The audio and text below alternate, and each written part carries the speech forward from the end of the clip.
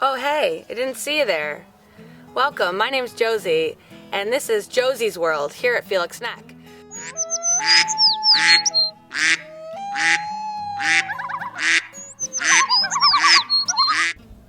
Spring!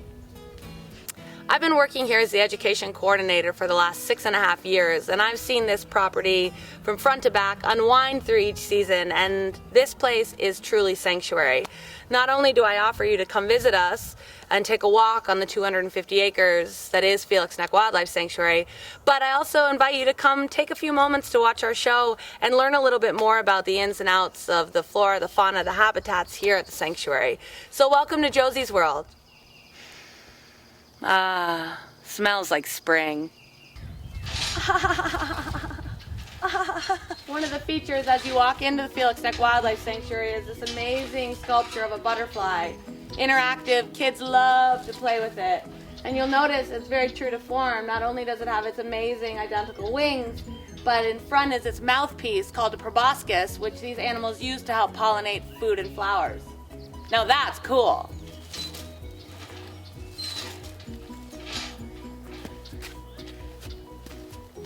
Always put the string back where you found it.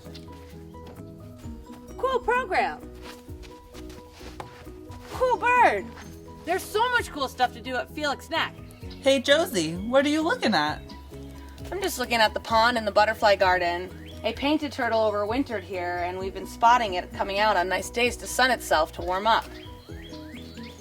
Let's take a look.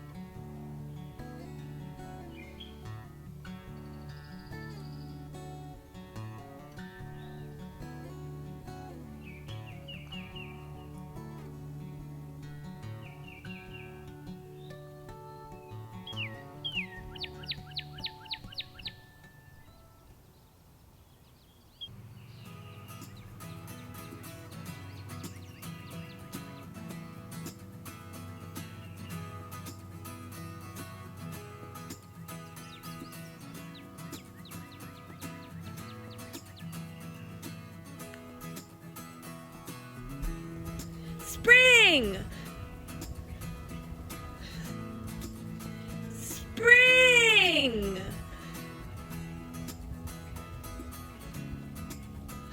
Here we are at the snake boards. We've got a couple around Felix Neck's property. We put out these big pieces of plywood to help heat up from the sun. Snakes are cold-blooded animals like all reptiles, so they love to heat up underneath these boards. And the surface area allows for lots of snakes to come visit. And I know we found also things like moles and mice and lots of insects under here. So we're gonna take a look underneath our snake boards today, see what we can find.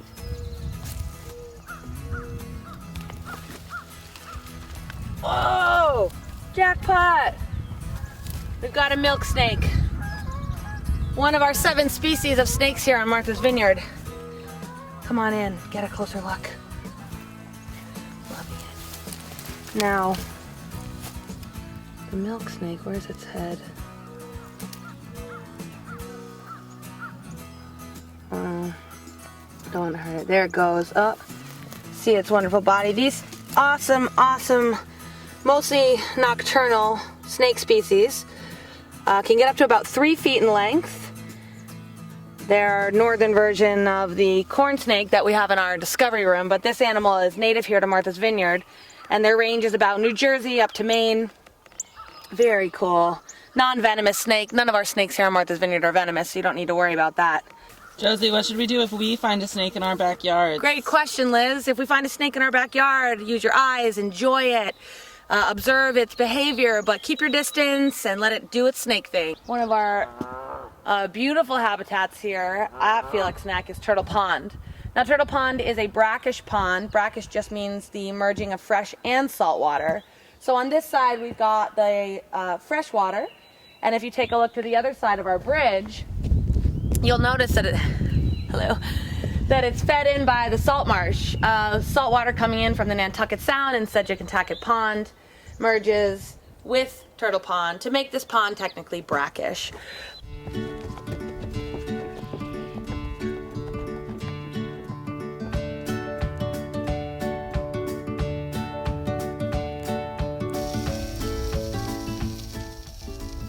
Oh, hello there. I didn't see you.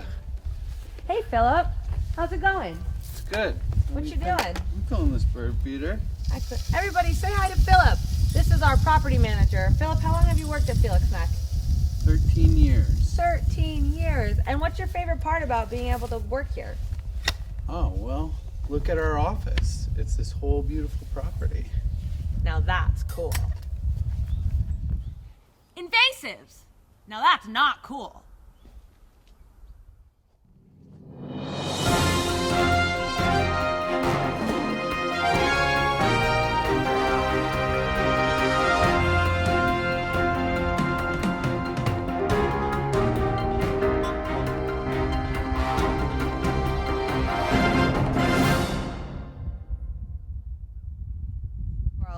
I'm here with Meredith today, one of our coastal water bird monitors. We're going to take a little walk and listen a little more and see what we hear. Hear what we hear. Listen to what we hear. Follow us.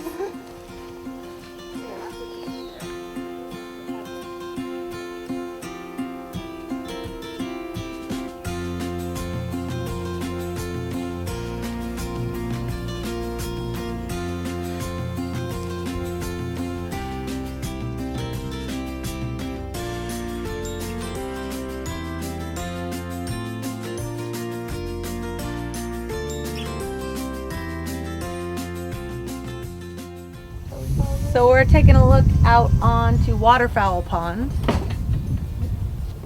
This is an excellent pit stop for walkers and birders alike here on the property at Felix Neck. So Meredith has already taught me great birding skills. Bird with my eye first, then use the binoculars. And she's also helping me listen better as I bird, pointing out different calls, songs, flight calls of a lot of the different species that hang out at Felix Neck. Now Meredith, what's the difference between bird calls and bird songs? So calls are typically used often by both males and females, and they're just used sometimes to alert other birds. It's sometimes done when predators are around, or they're done around other species to communicate with each other. Songs are more complex, and they're typically done during the breeding season. So usually for most species, the male is the dominant singer. However, there are species like cardinals where the females do sing as well. But generally we think of the male as being the big singer, and he does that to help sort of establish his territory, attract females, and just overall sort of get himself set up for the breeding season. Bird sounds. Now that's cool. Oh, warblers too. Everything is so green. We welcome spring with open arms.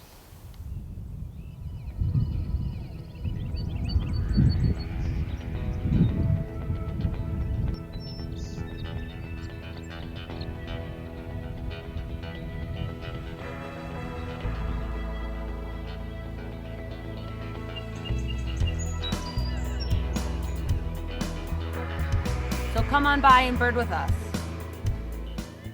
We have a wildlife sighting that is less than rare here at Felix Neck. Some wild beasts that are quite territorial, especially this time of year. It's our Canada geese. And we had a great hatching over the past few weeks, up to a month maybe, of these birds. And while the geese hatch many goslings to begin with, only I would say small number actually make it to breeding age. They could fall prey to things like raccoons, hawks, on the ponds, maybe snapping turtles like cygnets. So our numbers have dwindled, but that's okay. I will tell you that Canada geese are in no danger here on Martha's Vineyard.